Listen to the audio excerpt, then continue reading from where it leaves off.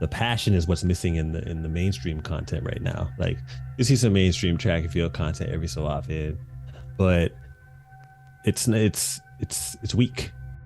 We just need another outlet to where there's some black people that are able to portray track and field in their perspective, Definitely. their real true perspective, not a perspective that's within a mandate, their true perspective and their true flavor.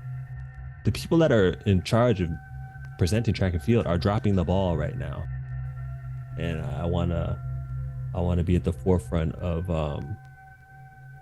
you know making people as far as connecting track and field with the world.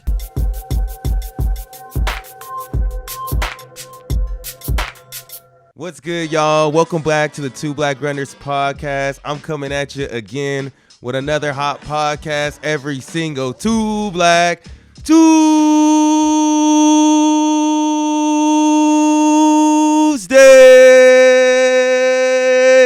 Yes, sir. Yes, sir. Now today, Josh was behind the scenes, producing for us, getting this straight. The angle's gonna look nice, the lighting nice. That's why I look real clean and pretty. But I'm super excited. I got an amazing guest from y'all.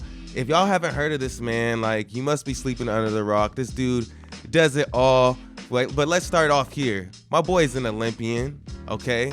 2004, 2005 Canadian national champion in the 200. Y'all probably know him from the host of the Unconventional Track and Field Show, Sprinter Views, the realest track and field show. This guy has some of the hottest takes in the game right now, doing big things for the sprints, doing big things for the track and field culture. I am honored to have the one, the only, Anson Henry on the podcast. What's good with you? Welcome to Two Black Runners. What's up, man? Man, appreciate that. Hey, bro. But Two Black Runners, yo, that you obviously got those runners lungs, yo, because you held that for a long time, yo. Hey, and they don't even know, the viewers don't even know that took about 3 takes too. So, like, I mean, I still got it. Two Black, you held that for a long time. That was impressive, dog. Girl, I grew up in the church, so you know what I mean. So I got some practice in the choir and all that, bro. Hallelujah. Oh. He said hallelujah. But hey, man, how's it been for you? I mean, we're in the off season right now of like recording podcasts and doing all that really. But where's your mind kind of been at? Have you been like working on things, or how you been feeling with everything? Yeah, I've been doing a lot of things behind the scenes, and also trying to do some content that's kind of evergreen, that isn't necessarily results based. You find a lot of content in track and field, for whatever reason, is always results based. It's kind of like, once you really understand the culture, you realize there's a lot of stuff going on all the time, and there's still characters and there's still storylines and things to look forward to and anticipate. So some of the content I've been doing so far during the off season has been to do with that, whether it's just interviews, getting backgrounds on, some of the sprinters or some of the athletes that we don't always hear about. And also just some takes that are, across the board, always have some sort of meaning. Like earlier I had a sprint review come out about, what exactly is a professional track and field athlete. I mean, a lot of people in the sport don't even know what exactly that is. So, I mean, that's a constant theme that's constantly going on. And, I'm going to be coming out with a video about the whole football speed, track and field speed debate. And, there's a lot of stuff going on in the off season. I think it's important for the content creators not to take a break as well. The athletes obviously got to take a breather, but, we don't. And I think it's important to keep the story going, because we can take as many ears and eyes as we can. For sure. I mean, you think of like other sports, like the NBA offseason is hot, so it keeps the sport going all year round. But that's why I really appreciate you, man. You always bring a good mindset to track and field. You're very real, very raw with like everything you do with all your shows. But I really feel like you kind of like, I remember I discovered you from when the unconventional track and field with you and Jade, like just randomly saw y'all, and I was like, yo, like this is fire. Like this is dope. This is dope right here. Y'all have amazing chemistry, and then like you kind of like bring I don't know, like that ESPN esque, like professional, like and also funny, like energy to it that I hadn't seen. So that's why immediately I was like, yo, I need to follow and see what's up with these dudes. But I'm also just like, I don't know. I didn't I was just like, where did y'all come from though? That's what too, because I was like, wait, homeboy is from he live in the UK, but he's from Canada. Like I was just interested in like, you know, where you grew up and stuff like that. How did you end up in Canada? What was it like for you?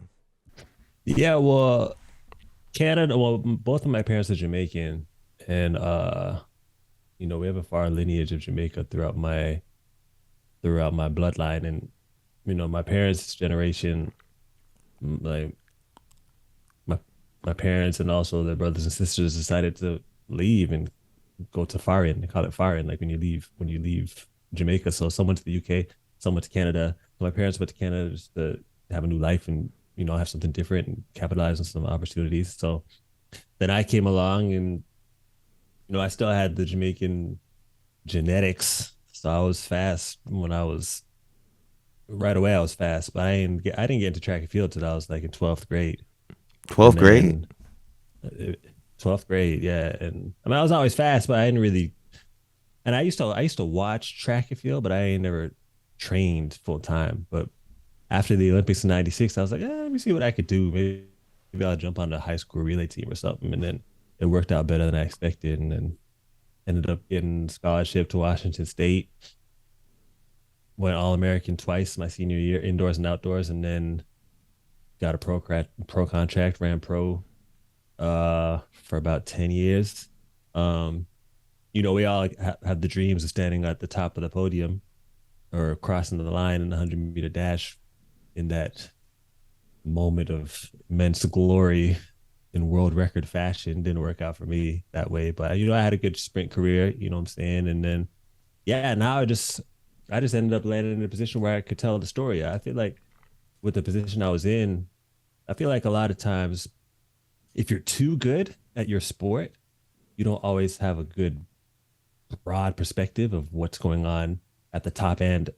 I don't want to say the bottom. I wasn't at the bottom, but I'm just saying like you have a better perspective when you kind of have the people at the top tend to just see things, just only see the light. And while they do have a good perspective, I think track and field has so many stories and so many interesting things to talk about across the board on so many levels. And I had a really good seat for that throughout my career. I was at a high level, just high enough to be close to the people at the top.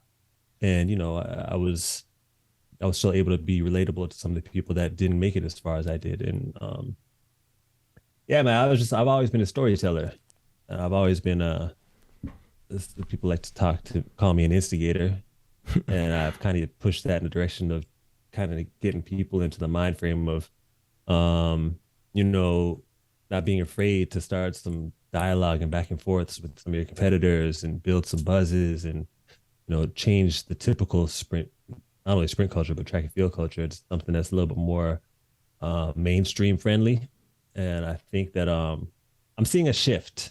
I'm seeing a shift, and I feel like um, a lot of people are seeing that the culture needs to change and evolve in a lot of ways, and kind of get back to what it used to be in a lot of ways as well. Because I feel like track and field, there was a lot of good qualities of it back in the day that we need to get back to. So I'm just trying to get it to where it needs to be, man, because it's the best. It's the best sport in the world. Yeah, I mean, like 10 years in the game, like that really allows you to see a lot of things. And like what you're kind of saying, maybe not being at the tippy top, like you learn how to and have to like game the system in a way that someone who like is number one in the world doesn't. Like, like if you're number one in the world, like you're gonna be taken care of, like for sure. But if you're somebody who isn't, you're gonna see all the flaws in the system, because even in track, it's like you might not be number one in the world, but like in other sports, like in the NBA, you could be the 13th, 15th man on the bench. Exactly. You making, you still nice, like you still nice, and you You're getting super paid. nice. You're you're super nice, exactly. And I feel like, hey, you'll see some of this in the NBA, and you'll be amazed by them just because they're in the NBA. Yes. But it's like if to have that kind of effect on people in track and field, you got to be the best. You got to be at least a medalist.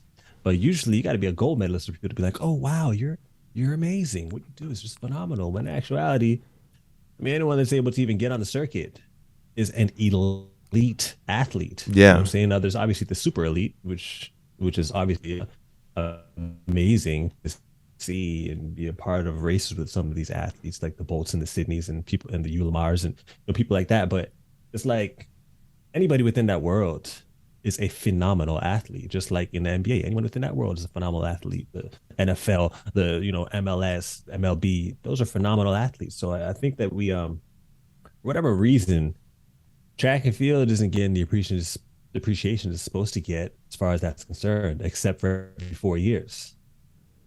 When in actuality, track and field is amazing every year. So inside and outside. So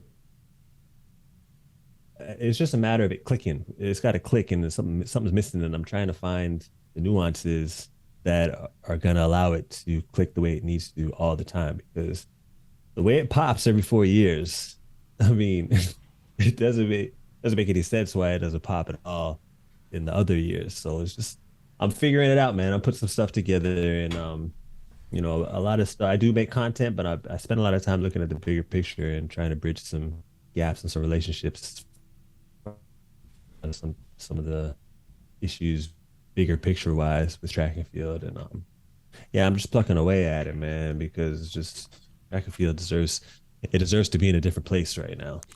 When you said earlier that like, because I agree with you when you were saying that sometimes it's like thinking going back to things that we were doing in the past. Like for people listening, what are some of those things in the past that you think that we need to get back to? I just feel like there was a lot more characters back in the day, man, and people weren't afraid to show themselves a little bit more.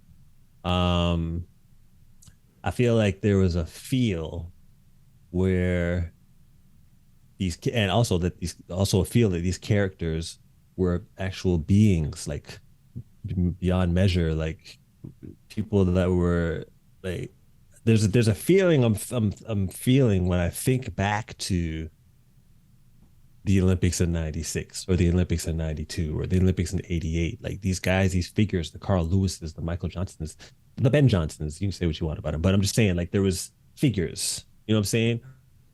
It, it's and I feel like it's been lost. It's been lost. That feeling has been lost, and it has nothing to do with the sport because the athletes are doing even more phenomenal things than they were back in the day. But it's like, um, for whatever reason, it's being tied only to the Olympics. It's Yeah. like the Olympics has put this grip on it that isn't allowing it to be shared and enjoyed with the rest of the world all the time. I don't know why track and field is in the Olympics back pocket like this because the Olympics doesn't own track and field. The track and field is an amazing sport by itself, and I don't like. I had the dream of going to the Olympics and winning a gold medal, but really, it's kind of like that was the dream that was laid out for us. That's the goal. When really, the Olympics benefits off of track and field. We shouldn't be we're in a position where we think we benefit from the Olympics. In actuality, the Olympics benefits from us. So, so and why does it benefit from us? Because it's an amazing sport.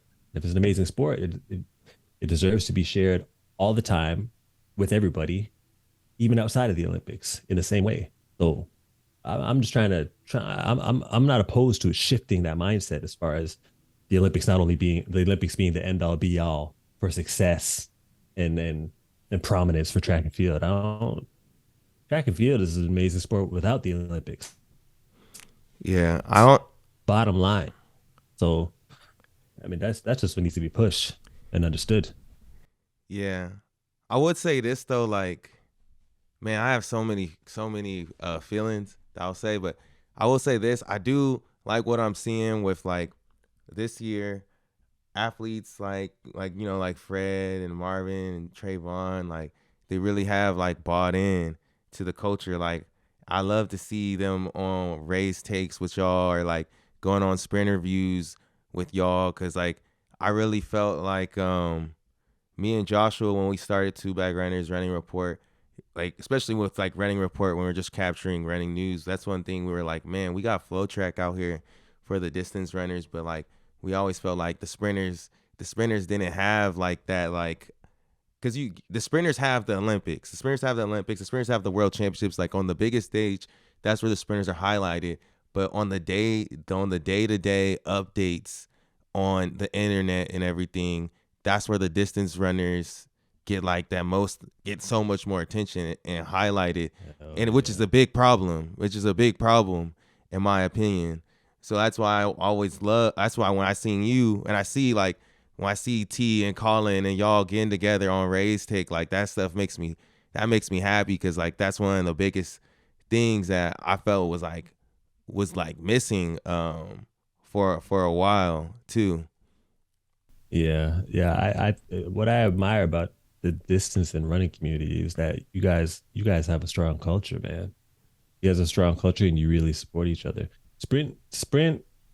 I think mainstream wise, the sprints hit, but sprint culture sucks, man. Like the sprint culture, for whatever reason, isn't. It's not. It's. I don't even know what it is.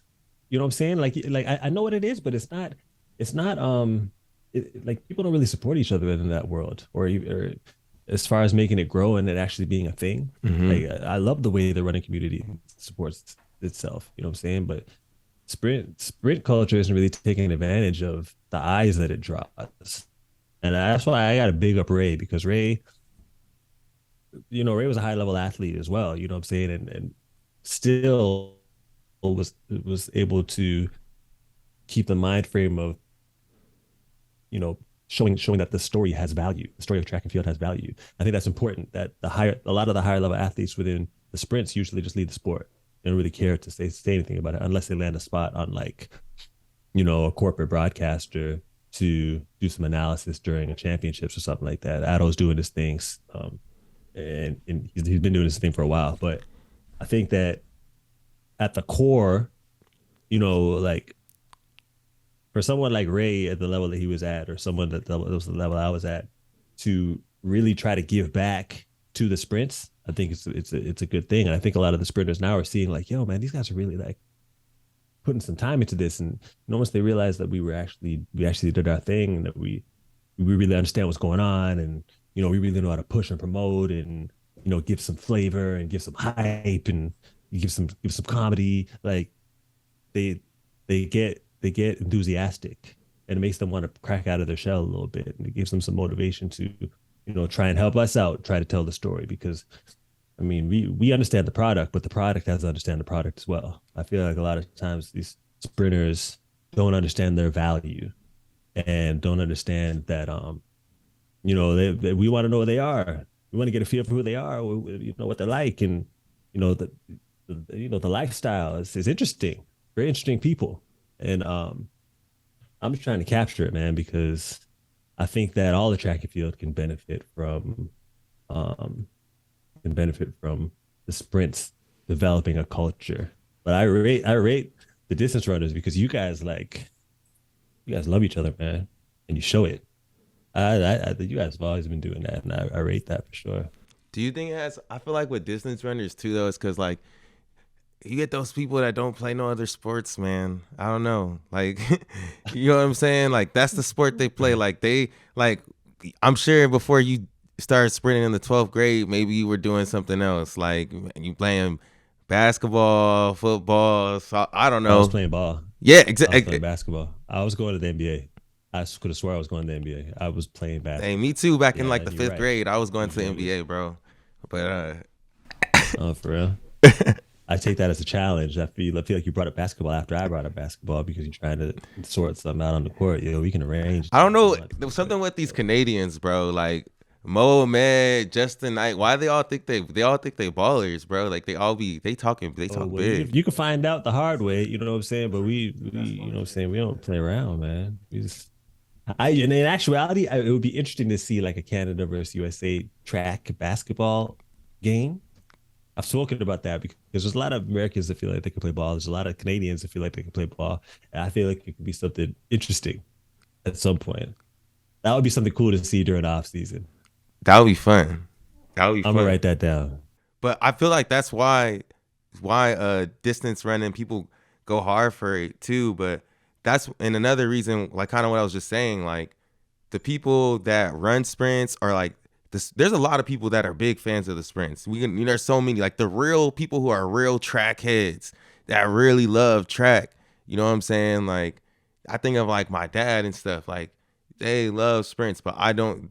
They're the ones that they don't have like no outlet to follow like their Right, athletes. You know what I'm saying? Like Flow Track will put maybe Brunel on an interview, but they do it in a way that's not entertaining for people that actually enjoy right, sprints. And then the right, distance people, a dime and a dozen care. You know what I'm saying? So what right. y'all doing Like is that's the thing. Like huge. what y'all do, like because you were involved in distance running and you ran. Like when you talk to distance runners, like you can capture the energy, the essence of the dialogue, and it clicks. I feel like in the sprint has been missing, and I feel like that's something that's important because it's not only about what they're doing on the track. Like these are figures. These are actually interesting people. And I feel like even the field events has been missing dropping the ball as far as that's concerned too. That's why with me and Jay doing the podcast, like, I'm track, she's field. I'm saying I'm male, she's female.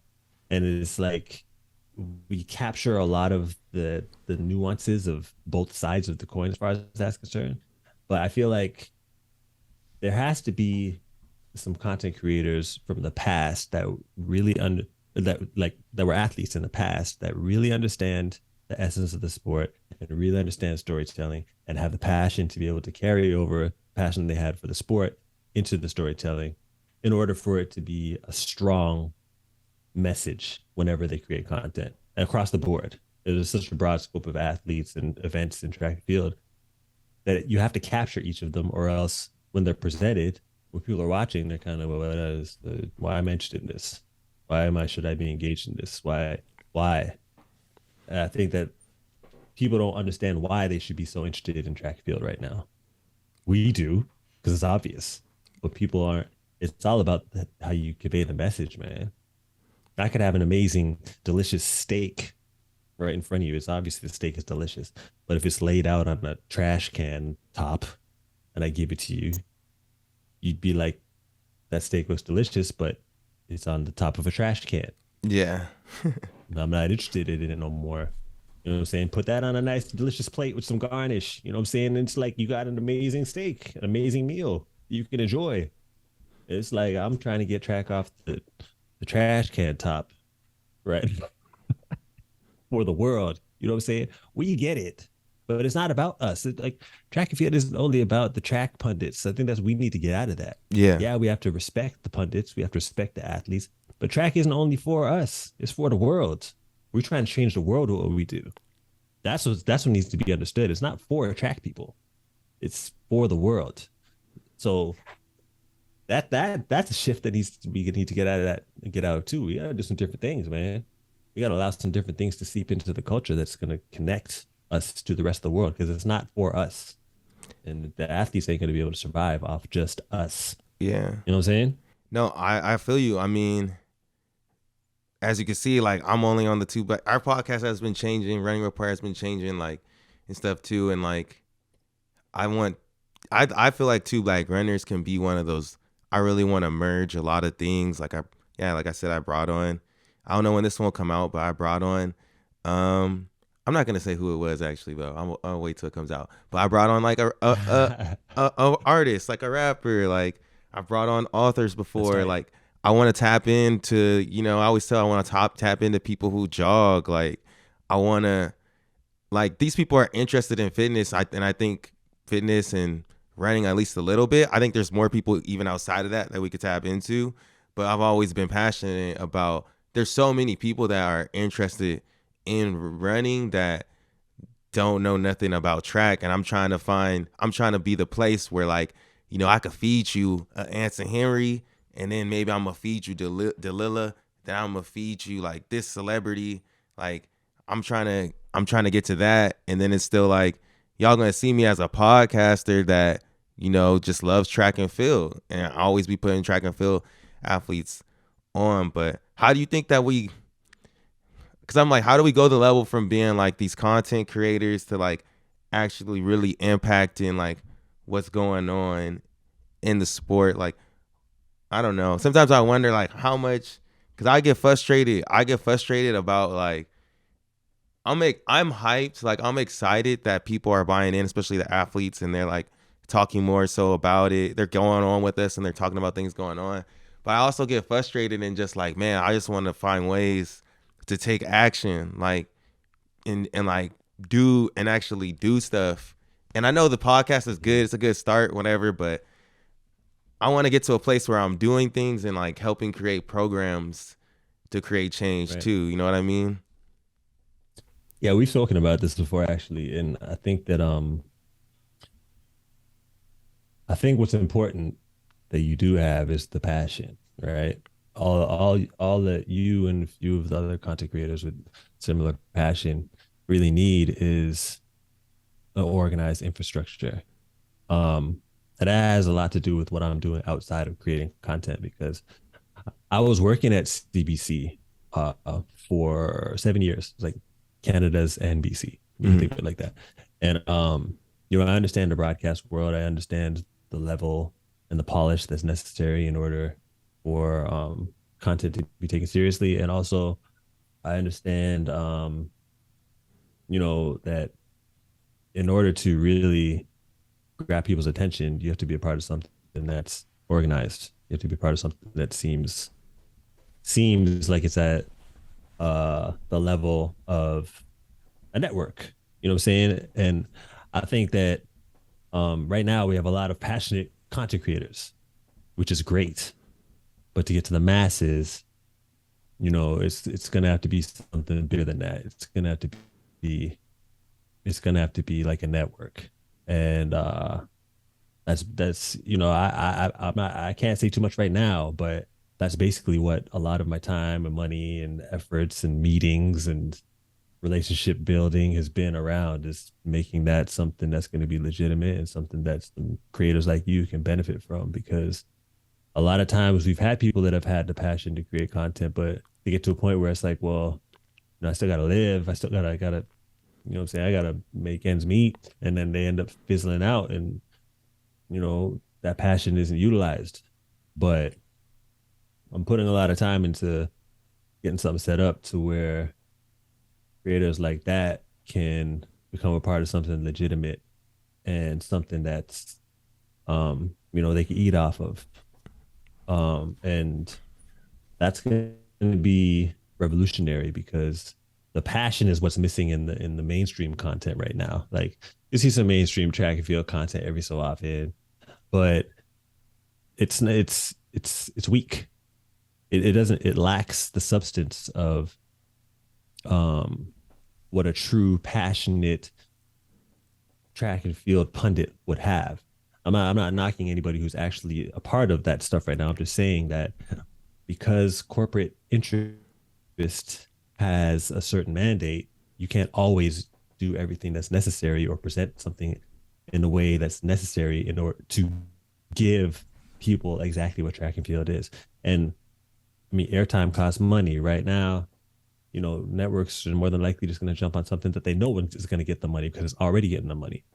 But the potential of what track and field can do, it's just going to take an infrastructure to be a little bit patient with what happens in the early stages, and it's going to pop. Once it's organized, it's laid out, it's going to pop because track and field there's no sport better than it. You just once you present it properly, once you got the passionate voices behind it. You even look at the UFC, man. Like that started out as nothing. That started as something that wasn't supposed to really take off, and you get some people behind it. Like listen to how Joe Rogan sounds when he talks about MMA. It's kind of like, yeah, I'm not really into, I'm into fighting. If someone's not really into fighting, they might kind of be in because of how this guy sounds. Like, he sounds like this is really interesting to him, Yeah. and I want to know why it's interesting to him. That's what people have to sound. That's how it has to come across in any track and field content.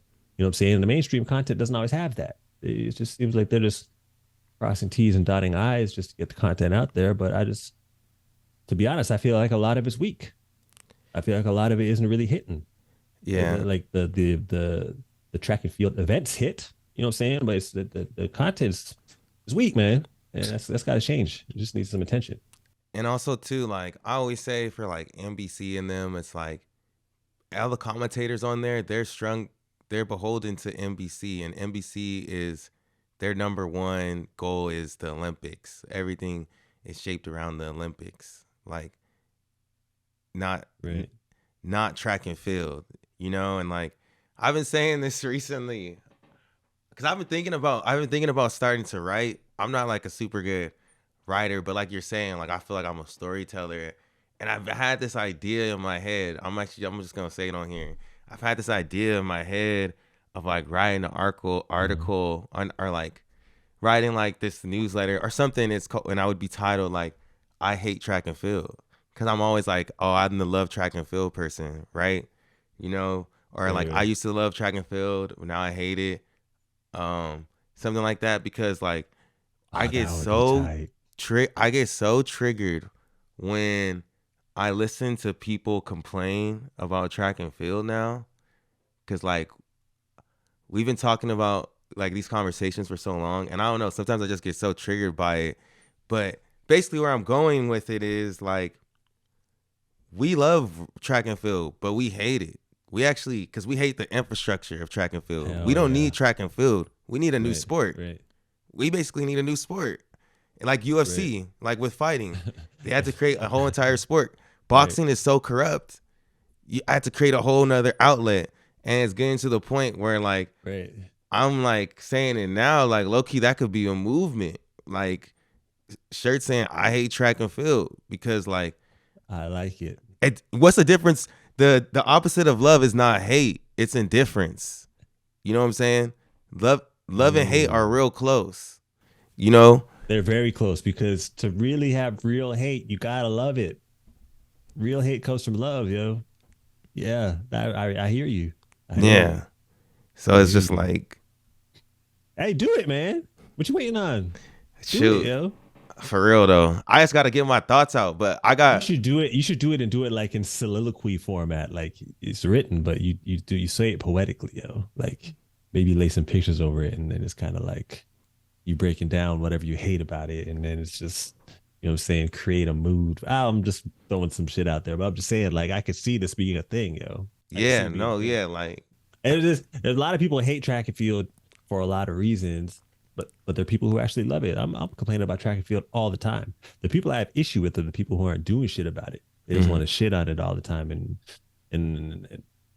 and they don't see the light at the end of the tunnel with potentially. And I think that you got to have some sort of um suggestions or some sort of plan or something to contribute to an answer if you want to complain. And no one can talk to me about that because I'm doing a lot of stuff right now where I'm trying to get the sport back on track. No pun intended. So it's like that's what I need to see. I don't want to. If we're gonna complain about it, you know what I'm saying. Let's talk about solutions as well. You know what I'm saying. I know the way you think. I know there's a small circle of people who think solutions.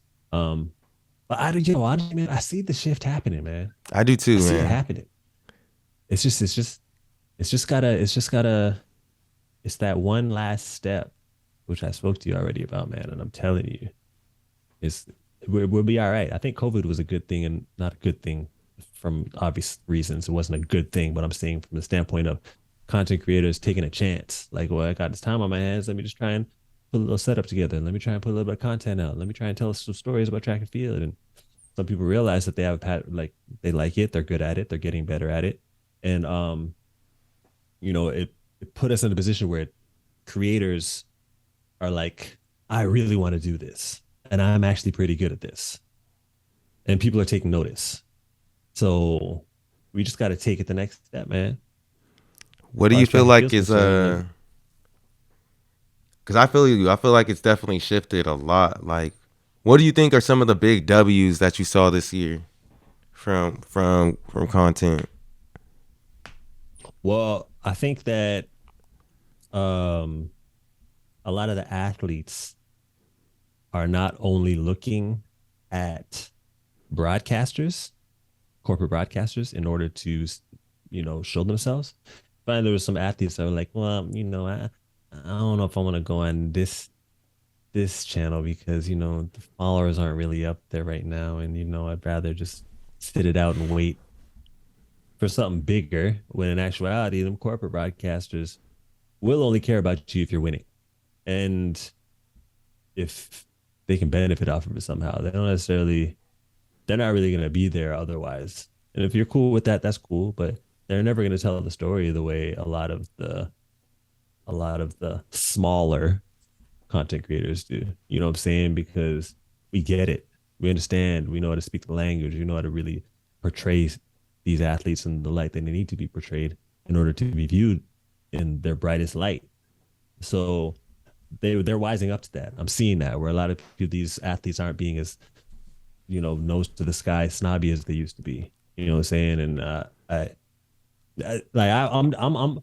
I've never had that issue, but I see it, and I call athletes out. I call athletes out about it all the time because you don't realize what you can do. Or I'm not going to say any content creators' names, but for a content creator that isn't really up there yet, you don't know what you can do as far as giving them a little bit more notoriety. They can boost their setup up. They can get their skills up a little bit higher. They can get some comfort talking to some athletes at a high level like you. You know what I'm saying? Like you can. I'm telling these athletes they got to kind of bring themselves down a little bit and get the storytellers involved, and the storytellers will make you pop. You know what I'm saying? The real ones that make you pop. Those are the ones you need to pay attention to, not just jumping on board when like a groupie when some of the corporate broadcasters come and want to show you some attention. You know what I'm saying? So athletes are snapping out of that. I'm seeing that more, not totally, but I'm seeing it more. I was gonna ask you too, like when you were running, like through your those 10 years, what were like was there like little things like you noticed about how you were covered, or was there anything you did as an athlete to try and like make sure you were getting the right type of media attention and stuff? Well, the thing is, I was the guy that wasn't necessarily well in college. I was in the spotlight a lot, but after college, when I went pro, I wasn't really in the spotlight. But I was in races with people who were in the spotlight. Like I'd have a lane in a Gatlin race, and in a Safa race, in a Bolt race, and like I was there, right? But so I was always it was always third person view for me. Um, but it's obvious that you have to be the best to get attention, which is cool. But it's not like that in the majority of other sports. Like obviously the best get the most attention, but it's in most sports, it's not like, well, this person at the top gets the attention and no one else gets attention. It's not like that because it's showing that there's no value in the remainder of the sport and what everyone else is doing. I think that that's always been an issue. It's always been very top heavy, more so now. At least there was a group of people that people would pay attention to back in the day. Now it's just the top person. I want to talk to the best person. The best person should get all the airwaves. And it's kind of like what if we're paying so much attention to only the top person because they're at the top, that means that the rest of it doesn't have any value apparently, Yeah. which is stupid because it obviously does. So I think that it's been slowly. It was like that when I was in the sport, but it's slowly getting worse.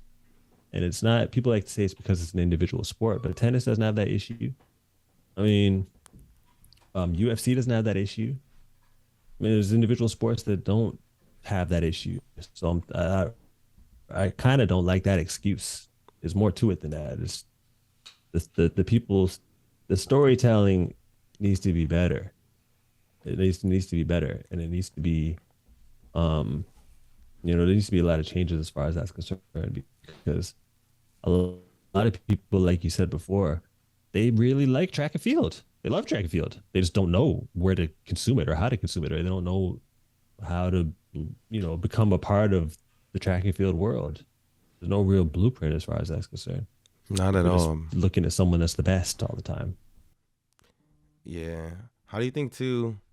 One thing about your content is like you always like the realest track and field show. Like you always straight up.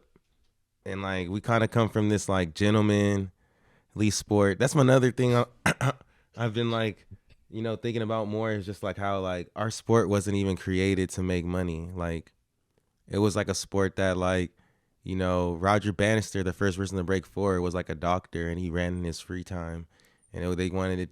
Right. They were trying to keep us. They're trying to keep black people out of it. They didn't even want us in it at first. They didn't want the smoke. Right. They were just. It was just something Right. that you did as a little hobby. You know what I mean? It, versus like once the NBA was created, Right. it was for profit. When you got an Right. NBA stadium in your city, it's like, yo, this is gonna Right. help all the businesses. Boom, boom, boom, and you could tell even for by Eugene building a stadium in Eugene, that ain't gonna do nothing for nobody. Like really, except for those people, that little town of Hey. Eugene. I'm not even trying to. I'm going in right now a little bit, but you know what I'm saying? Exactly. Like, how do we break the mold of like this like It's the gentleman truth, sport? though. You're not going. See, this is the gentleman sport going on, getting in on me. Now I'm like, oh, I'm Well, going in. Well, I'm just telling the okay. truth. That's what I'm saying. I noticed that about you. You usually like to keep things as PC as possible because it's just a culture that you've been a part of. That's usually track and field is very PC all the time. I've broken free from that. I really don't give a shit anymore because I get it.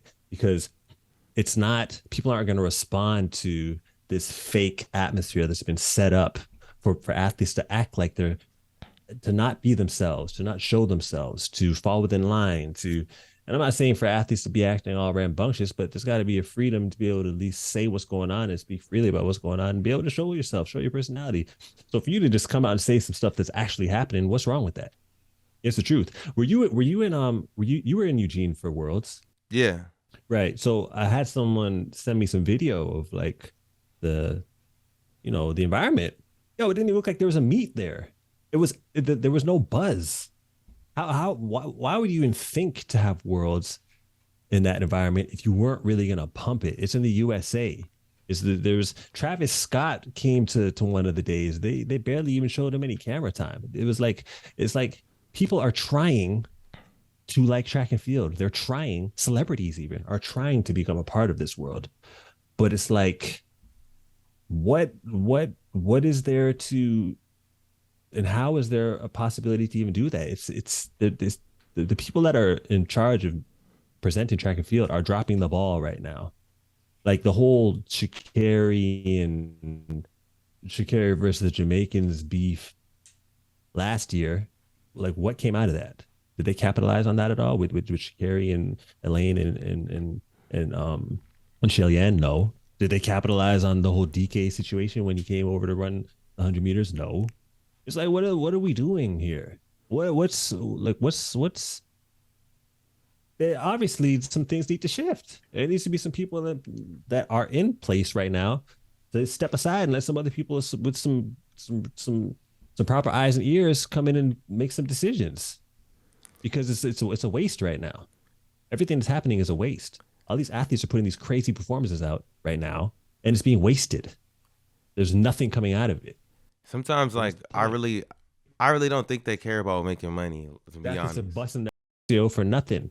Not for like the athletes. They want to. There's some people who want to make some money, but they don't care about the athletes making the y- money. That's yes, the issue. exactly, And exactly. track and field is comfortable right now. There's no reason to be comfortable because it ain't happening where it needs to be. But even like, so I just went to the New York. I was at the New York City Marathon, and it's a major marathon, and there's like 50,000 people that run it, and then there's a elite field. But if you just go to the New York Marathon, it's on a Sunday. If you get there on like a Wednesday, it's in New York City. You know how many events, activations that are like going on, people having podcasts, parties, after parties, like there There, was more. I there mean, of course is. it's New York City, so of course it's more turned up, but like we need Worlds has to if it's gonna be in the US, like it needs to be like in a major metropolitan city where there's like so it Yeah. brings in all these people to like benefit. That's why I was like, this setting is better than the setting we have for the world championships. Yes, it's New York, but that's like Serious. where it should be. Like you're saying, like of course, That's where it should be. yeah, like there needs to be like you're talking about buzz. Like I had a great time at Worlds. Like people were hating. I would say the stands were filled. It was cool, But like after the meet, when it was over, it was like everything closing at like 9 o'clock, bro. Like, like Right, right. what's going Like on here, bro? There they should didn't be make something it, happening every single they didn't make night. it into like a. Yeah, I hear you. Yeah, hell yeah. But who's thinking big picture like that? Like, how is there not someone thinking big picture like that? It's almost coming across like it's on purpose. I Like think it is. it's That's what like, I'm saying. I feel like it's like on purpose. At this point, I'm. yeah, That's why I need to write my that article. that's I the hate only track thing and that field makes because sense. I'm upset. I be feeling like it's on purpose. I'm like I can't do nothing to save It's y'all no more. I could it's create the only different thing that makes things. sense. Yeah. Like it's like it's like it's like the guy who has the girlfriend that is gorgeous, but he doesn't want anyone else to know. So he makes sure that she's usually not really wearing anything that's too scandalous, and makes sure that she's within line, just so that she doesn't get too much attention, doesn't get too much, you know, for whatever reason, get so much attention that it'll be given to the world. You know what I'm saying? That's what it seems like. They don't want track and field to look too good, because then everyone's gonna have it. And we don't want everyone to have it. We want to have it for ourselves. We don't care if it's dying. We want to have it for ourselves till it's dead. That's what it seems like, and that's disgusting. It's disgusting. And I don't have any reason to think otherwise, because that's exactly what's happening. Whenever someone comes across that wants to make some changes, make some moves, or revolutionize, it's kind of like, no, no, we'll just leave it the way it is. We don't want everything to stay the same, just the way it is. No, no, no, we don't need to do no extras, no this, no that. Track and field is just the way it is. We'll just leave it. It's like, it's not going to sustain. It's not going to wake up. It's not going to sustain. So it's like, it's just going to be a waste, man. But as we get closer to the end, one thing I'll say though is what I love with the people that are trying to make a change right now. People are working together. You know, I mean, yeah, like with race takes, y'all all coming together. Got to. You know what I mean? And like me and Joshua, I know we be busy, but we try to connect people as much as possible. And I also too like I look at it like, No, y'all do your thing, yo. yeah, I be looking at it too. I be just be like, yo, like I don't see no one as competition right now, to be honest. Like I see like we all on the same team, and I'm just like when I see Got to. like T get Sydney on, I'm like nice, like someone got that covered, you know. You know what I'm saying? When I see y'all on Ray's take talking about a particular subject, I'm like, good, Yeah. someone's talking about that. Let me go fill the gap over here. You know, that's one thing that I see that I think is really good that we need to continue. Right. It's just like, you know, we got to just fill in right now. We got to fill in all these gaps. Like we got to have somebody that could do the distance runners and the brand stuff. And then somebody that could talk about what's happening behind the scenes with the agents and everything. Like we need all of those entry points like covered right now. And that's one really positive thing that I see. That's my stepson, yo. Yeah, yeah. That's Lucas. Trying to get his goalie gloves on, watch the World Cup. He likes to have them on while he does anything. But yeah, dog, like, yeah, I'm telling you, you're talking some real sense, dog. It's to be honest, dog, like the network's kind of already there. You know what I'm saying? Like, as long as people aren't trying to cancel each other out, because there's not going to be one creator that's going to be the one to save track and field. It's a lot of like people need to. I'm not going to be able to have the same voice as you when it comes to distance running. It's impossible. I have my lane. You have yours. The Jade has her field event lane. Ray has his controversial lane. Um, everyone does their thing, but it's an all encompassing message, all encompassing voice of the sport. You know what I'm saying? And that's what it has to be. And there's a place in track and field for everybody. You know what I'm saying? You get your flavor from wherever you want, whether it's y'all, whether it's me, whether it's real talk. It doesn't matter. You can get it. It's there. So people just need to understand that we're in this together, yo. We're in this together. Yeah, That's what it's bro. got to be. You know, what I mean, I love seeing all the black people getting together though too. Hell yeah, because in actuality, when have we really had a real voice within the sport? When the majority, a strong majority of the athletes, especially the stars, are black. Now, every time I say this, I usually get like some kickback as far as, well, look at the lot of the long distance runners aren't. Look at the in actual. Okay, yeah, there's a lot of distance runners who aren't black. Okay, I get it, But just go but over a to lot of the Africa, winners bro. are. A lot of the winners are. Yep. Okay, and a lot of them, if you look at a lot of the speed and power events that are getting a lot of the camera time, a lot of them are black. So I don't see anything wrong with hearing a black voice every so often, or getting some black energy, getting a little bit of the feel in there. I don't see a problem with that. There's nothing wrong with me saying that. It makes sense. It just makes sense to me. Is that some weird thought of mine? Because I think it seems like it makes sense to me, No, this and I it's feel like, it's much needed. It's much needed. We the seasoning to anything, so we much you know needed. what I'm saying? Like, come on. And it's the fact that it's not happening is a little bit weird. Like, Yes, it's not adding up, and it should add up. I like math, so let's have the proper equation and answer here. We see what it is, so let's portray that. And then the thing is, there's different, like I said, there's different voices for different people. I'm not saying to eradicate any type of voices that are out there right now. I'm just saying let's hear some more. Let's hear some more diverse voices. Let's spread it out. There's plenty to go around, and we capture a different point. We capture a different energy of the sport. We capture a different essence of the sport, and we can't ignore that. We can't ignore it. They can't just be one place and one voice and one type of voice portraying track and field. It's not gonna sustain, and it's not legitimate. It's not legit. It's not real. It's not real. So it's like we need to we gotta acknowledge this, man. We gotta acknowledge it. And I'm one of the people that's always talking about it. I really don't care, dog, because I'm tired of just seeing it happen. It's not fair that we have so many stars and so many of the big names that are black and the voices aren't. Like, it's not, it's like, and I'm not saying there's no voices. A lot of people will look at Addo. Well, Addo's the one person in corporate broadcasting that we'll see on there. When I was at CBC, you'd see me do a 1-2 here and there for track and field. But I'm just saying, like, come on, man. Come on. Come on, man.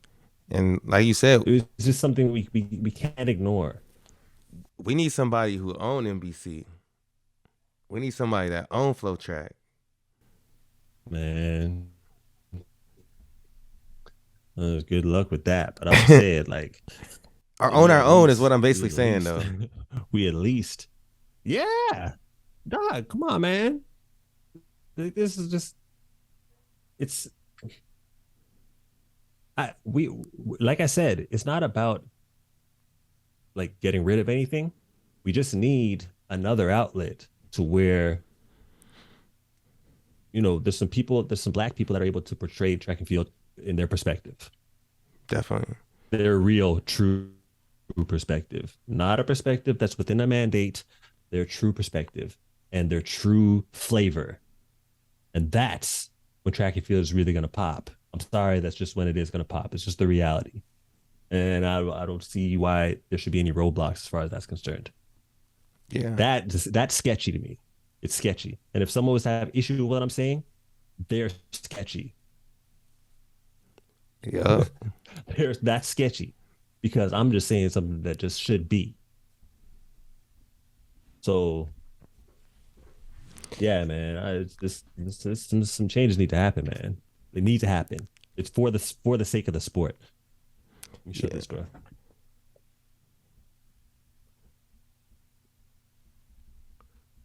Yeah, for the sake of the sport. Has to. Has to. But Has to. getting towards the end of this too, I just wanted to. So you got unconventional track and field, sprinter views, realist track and field show. Yeah.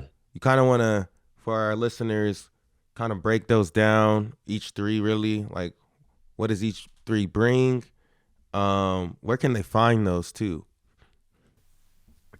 Okay, so Unconventional Voices of Track and Field is a podcast of myself and Jay Johnson. um, former long jumper, silver medalist, European Championships, silver medalist, Commonwealth Games champion. My bad, baby. Um, and really did everything, really understands the field. I think that we're missing a lot of value in track and field because the field hasn't really been portrayed either. She really captures that. So, we got her with me, who's obviously very track heavy, and we do our thing. We talk pretty openly about everything we feel about what's going on and our views and a lot of things. So that's at Voices of TNF on Instagram and on Twitter. And we also are on all podcast platforms. We've been doing our thing with that for the past 2 years. We're getting ready to do season premiere um either the end of December or early January. Um so that's gonna get popping. Sprint of Views is a new show of mine. That's just my perspective. Through interviews or through just rants I have on different um, themes or topics that are prominent within track and field. And my first few interviews were already good. I got Trayvon Burmel for the first one. Got Marvin Bracey's silver medalist in the 100 meters. His is coming out, and Fred Curley's the third interview I got, which is going to be coming out in a few weeks. So that's popping, and the rants are just me going off about stuff, which is cool. You know what I'm saying? Just my perspective, which I like to have fun with. And then the Real Track and Field Show, I originally started for two other hosts. Bernard Williams, gold silver medalist in 200 meters in 2004. He's a comedian. I've always liked his comedy. He's got some, what I'm saying, he's got something to him, and I've always wanted to see him on a larger platform. So I created a show for him. And another I like to call fanalist by the name of Mario Smith, becoming well known in the track and field world for being a fan that really holds back nothing. So I created the show for them. I ended up getting involved with the show as a producer, but I also, because of what I do and just wanted to guide them, I kind of got involved as well. That right now is because I'm so busy and things didn't really work out with Mario. Bernard is taking over that show now, so that's the Real Track and Field Show. So I'll appear every so often, give my 1 2 cents. But Bernard's been really good about making that his baby, and I think that he's gonna, really do something to push that forward. And yeah, man, like I said, just different flavors for different people, and there's a place for everybody in track and field from a fan standpoint. So there's content creators that you can choose from. I got a few things that I got off the ground as far as that's concerned, and yeah, that's what I got going on as far as my content. But yeah, big picture wise, I'm looking more towards the network level, and I got a bunch of stuff going on here in the UK, which is a good hub to start from because they really, really get track and field out here. Yeah. And they really love track and field out here, athletics, as they like to say. Uh, but yeah, I'm getting some stuff off the ground as far as that's concerned, big picture wise. So keep an eye out for that. And yeah, man, I'm just all I think about and put or trying to do is just, you know, I just want the sport to grow, and I just want it to get what it deserves, not no more, not no less. I want it to get what it deserves, and that's the basis of my storytelling, man, and not only my storytelling, just everything I'm doing behind the scenes as far as the big picture. Would you say that would you call yourself like an analyst, a commentator, or do you have like a title? What would you call yourself in the track and field game? You know what? I would just I would call myself uh It's interesting, right? I'll be thinking about that too. I don't know if there's actual yeah, I need to think about exactly what I am because I got different hats. Yeah. I'm a promoter sometimes, I'm a creator sometimes, I'm a business person sometimes. And I think that I've got some years in the sport and before, like, in and out of the sport, so I'm just trying to utilize all my skills and channel it in every way that I can. So being a Swiss Army knife is just what I am and got to be right now. Because there's not many people that have some of the experience that I have. So while it's tough, I'm willing to wear that hat right now because it's just necessary. As far as the actual title, it's tough, man. It's tough. I have to get back to you on that. I have to For get sure. back to you on that. But at the end of the day, like I'm I'm I'm pro track and field, man. Yeah. That's it. Yeah. That's it. You Um. know. So And indoor season. I like seeing people like you around, man, because you know what I'm saying. You do your thing, yo. I give you your ratings, but you really do your thing, yo. Like I love seeing y'all. Like, y'all made distance running interesting to me. I can't tell you this enough Yeah, because that's a huge I compliment wasn't. too. That's a huge Someone like compliment. me isn't necessarily going to be. It's the truth, though. It's the absolute truth. I'm not going to really. I'm not going to pay attention to distance running, except for if it's from you guys, because I'm interested. You guys do it in a way that's interesting to me. I hear you guys. You know what I'm saying? You connect to someone like me of my culture and of my my perspective of track and field. You guys hit that. And there's a lot of people like me that you will connect to. And a lot of people that you probably haven't come across you yet that you will connect to. And that's good. That's why I like to see what y'all are doing, man, because you guys can spread it. You guys can spread that. You can spread track and field, yeah, and make it so that people ain't going to the bathroom during the distance events, yeah. Hey man, that's funny. I think it's because we're 800 meter because we ran the 800. I think that's why. Because you right in the middle where like you still got some sprinter friends you hang out with, but you understand what the distance people going through. Right, Like right, right. I feel like you just have a appreciation for the sport that's like different than someone that might just be in distance, like doing like the 5K, and then versus someone that's doing the 100. And you're like right in that middle spot. I feel like that's why we connect with Right, so many. right. Because I could go to the It's true, marathon, man. I could understand the marathon, but I could be at the Olympics watching the 100 and still be hyped for it. So like, Right. That's tight. That's tight. yeah, and that's why with Two Black Runners, I want to encompass all of it because then I work for a brand. So like, I'm just 10 toes down within like just running culture, track and field culture, like all of it. But like, track is always gonna be the one that got me to where I am. I'm always gonna come to and try and give back to, you know. Mm, Um, but with track season, it's coming up. Some indoor meets. What are you looking mm. forward to? Anything you looking forward to this indoor season or even like outdoor season? Yeah, man. I got some trash talk starting between Marvin Bracy and Marcel Jacobs. I seen that. I You know what seen I'm that. saying? So, and also Trayvon got involved in it. Fred got involved in it.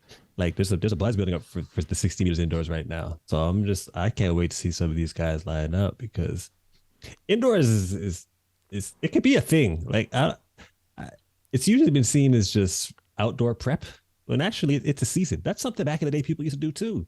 Even after Donovan Bailey won the Olympics in the 100, he was running indoors afterwards. I think he set the 50-meter world record actually. And I think some of the stars need to do indoors more because it's a season. It's not just outdoor preparation. That's a season. So I got some trash talk started between. I never seen Marcel really say much, but he responded to one of these Instagram stories I put out, basically reiterating what Marvin was saying about what he's gonna do when he gets on the track. And then Marcel, Marcel Jacobs, for those who don't know, is the Olympic champion, the 100 meters, responded and basically said, "Yeah, he's good for second and third." Basically, he Ooh, basically said that. ooh, It yo, yeah, yeah, yeah. Marvin was like, "Okay, that's funny, Marcel, but I'll see you. You'll see me." You know what I'm saying? So that's something I'm pretty excited for. And yeah, man, I think indoors on many levels and many different events needs to be taken a bit more seriously, even from the athletes, because if the athletes aren't taking it seriously, why would the general public take it seriously?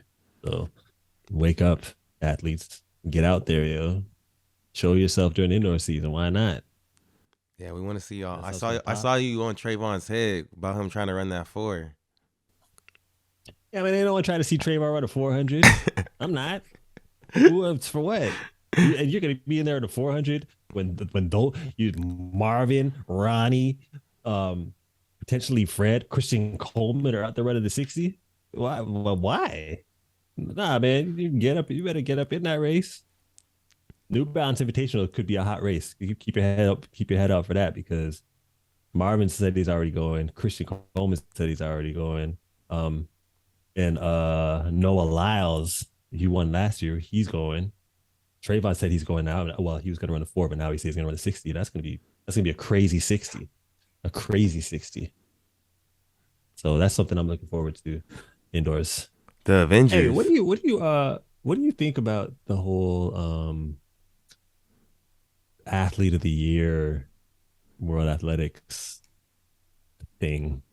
Is this supposed to be something that we're supposed to be hyped about? Because it's kind of like, We try. I mean, we didn't have the time what like is as much. We what is tried to this? hype it up. Like I feel like it's gotten hyped up the past 2 years because of content creators a little bit if you really Right. follow. But like other than that, I didn't even know about it. I didn't even know what it was like 4 years ago before I started doing this.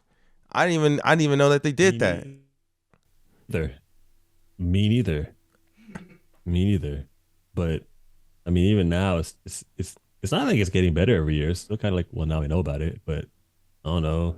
Is it supposed to be? And I'm a little upset that Sharika Jackson at least wasn't in the last five in the final five contestants for the award on the women's side. That is That's a crazy. little bit weird to me. Yeah. Um, but I don't know. I think as far as the winner, a lot of people would be like, well, you got to stick to the stats of how people did, and I think it has to have a balance of statistics, popularity, competitiveness of event, and I think that it has to be someone who's gonna, make the sport look good. You know what I'm saying? Someone that people can look at if they hear about the athlete of the year, male or female. You see that person, you're like, whoa, that person makes me want to watch the sport. That person makes me want to I makes think track and field interesting. You know what I, I'm saying? I think that's a very important part too. It has to be all encompassing as far as all those things. I think that they need to like do it, cover it like the Bowerman or like the Heisman is covered though too. Like talk about it during the year, like where people rank and stuff like that. Cause it's like, Right. bro, we're about to start indoor season and we're just about to announce who was the athlete of the year. Like, Like, what's the point? yeah, Like, I can't even really. I'm so past 2022 now. Like, what is yeah, this? What are for we doing? real. I'm already setting, thinking of my goals for the next year. You know? You know what I'm saying? And you're right. That's a good point you just made. It should be like more of a thing. Yes, Like, no pun intended, but it should be something that's spoken about throughout the year. Like, who's gonna get it type of yeah, thing. Like like the Bowerman, like a Grammy, yeah, like something. You know what I'm saying? Like it's not anything. It's just kind of like, hey, by the way, these are the athletes of the year. Hooray. No one's even thinking about that no more. no, Track people aren't even thinking about it no more. So what does you think the general public is even gonna have any type of notion of what's going on with the World Athletics Athlete of the Year? I don't even know if that's a thing. No pun no. intended. The only reason I know about it is because like we've covered it at times, other people have covered it at times, but I don't know about it because of World Athletics. Sorry, World Athletics, Right. but y'all gotta do a better job of hyping that, cause Yeah, I think we're allowed to say that, right? This is just what it is. yeah, I think. I think what's funny about track and field. It's pretty cut and dry. When the clock says something, that's what it is. You see it, that's what it is. It goes the same for how the sport's being presented. What we're seeing, it's what it is. It's not. Things aren't clear for anybody right now. Things aren't fun. Things aren't. Things don't really even capture the sport. That's what we're seeing. It's just the reality.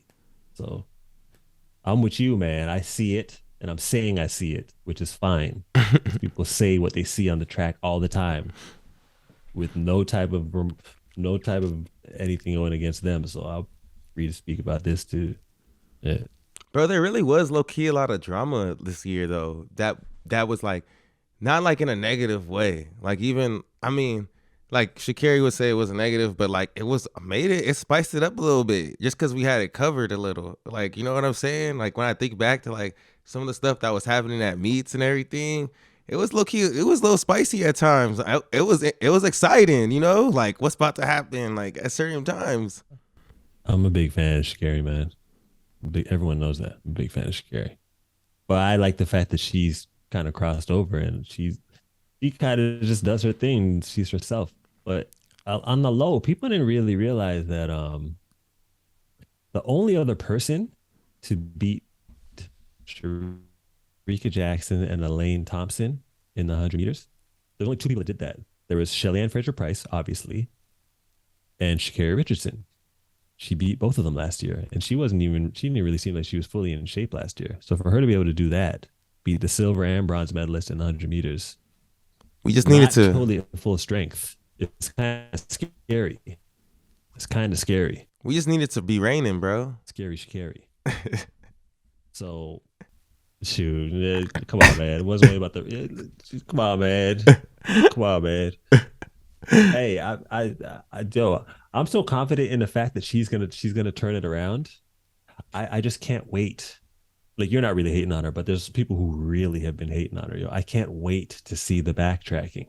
I can't wait. I can't wait. No, Like honestly, bro, I can't wait for we it to be gas unavoidable. Sha'Carri. We gas at Sha'Carri, bro. Heavy, like heavy. But I will say this, like, there's a lot of women right now. Like, there's a lot of good women. There's a lot of good women. There is. It's like she's not the only Hey, one.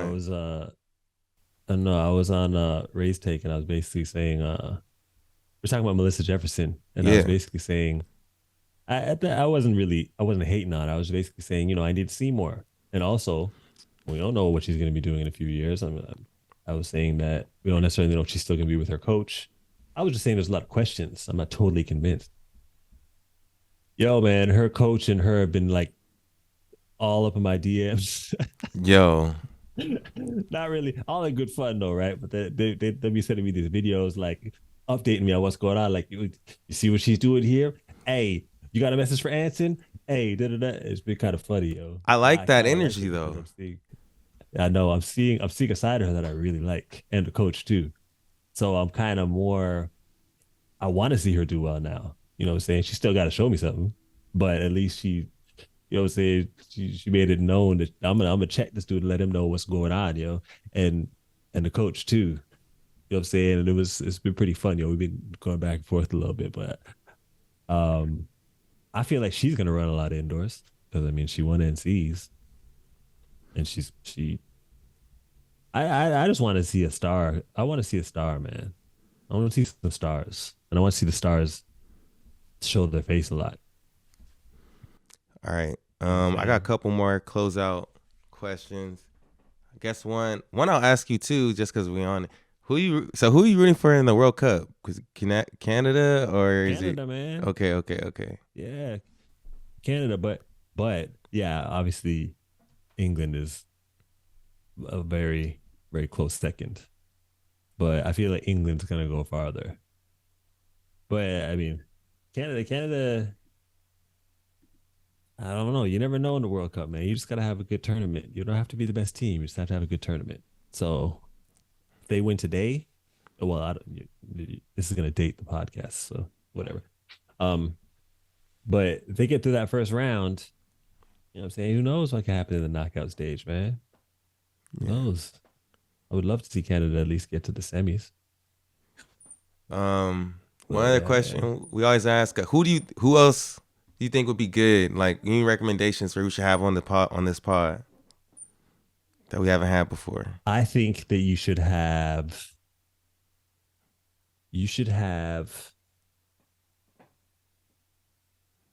uh Vernon Norwood. Brandon Norwood. Oh, that dude's funny. Yeah. Or Vernon Norwood. He's always in the mix. He's just not a medalist, but he's always in the Diamond League finals. He's always on the circuit. He's always in making teams. But he might be the funniest man in track and field. I think that he would have a lot of interesting takes, and I think a lot of characters like this should get more camera time You always got to be the best to be like contributing as far as the value of the sport. And he's actually very very funny. But then my last question, we always ask this one. What mark do you want to leave on the sport?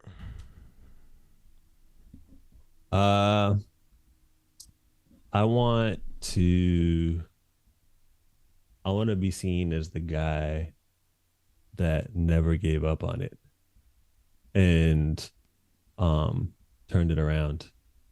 I want people to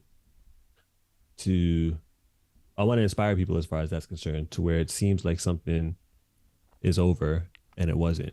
It just took some belief and it just took some passion and it took some determination and it took some work.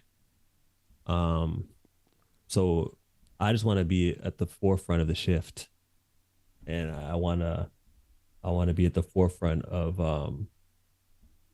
you know making people as, as far as connecting track and field with the world, not only every 4 years, but really connecting people with track and field. I want to be known as one of the guys at the forefront of that. I'll be good with that. Well, Anson, I think you're already doing that. We appreciate you. Everything you doing. Respect. Straight up, bro. It's about time. We needed you on this for a minute. So happy we got this That's all in. good. This is fun, yeah. And keep doing your thing, dog. Keep doing your thing, yo. I really, really like what you guys are doing, man. For real. Appreciate you, bro. But yeah, thank y'all for And think of the listening one in. named Cole Hawker. Yo, that was the greatest prediction. That was so funny. That was so funny. It was that was tight. That was tight. We gonna have more of those this year. But yeah, Yeah. appreciate you. Thank you everybody. Tapped in with us, listening this far into the podcast. Appreciate you. You're a real homie. But Anson Henry, go check him out. Unconventional Voices of Track and Field, Sprinter Views, Realest Track and Field Show. We'll have those in the show notes.